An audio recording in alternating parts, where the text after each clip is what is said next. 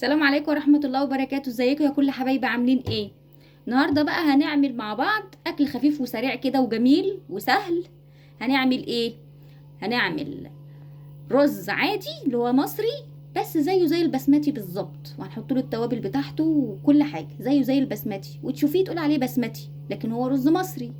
وهنعمل فراخ متبله جاهزه كده، هنقليها مع بعض وطبق سلطه كده ونمشي الدنيا. يلا تعالوا نشوف هنعمل ايه يا جماعه. ما تنسوش تحطوا لنا اشتراك في القناه وتدعمونا وتحطوا لنا اللايك. يلا يلا على النار. اهو حطيت طاسه على النار وفيها زيت اهي. خش على الطبق اهي يا جماعه. اهو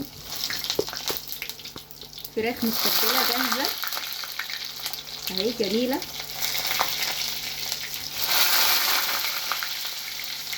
اهي. الاطفال كبار وصغيرين بيحبوا الايه، الفراخ المتبله دي اهي.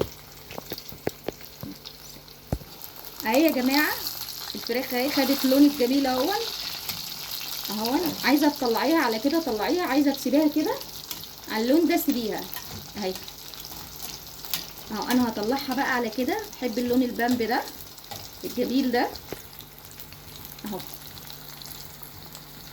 يلا اهو يا جماعه سفرتنا الجميله، وعملنا الرز رز مصري مش رز بسمتي زي ما قلت لكم في المقدمه، وعملناه بطريقه الرز البسمتي بس قللنا الميه. الرز البسمتي بيشرب ميه، ده ما بيشربش ميه، كانك بتعملي رز عادي وبتحطي له التوابل بتاعته زيه زي الرز البسمتي اهو.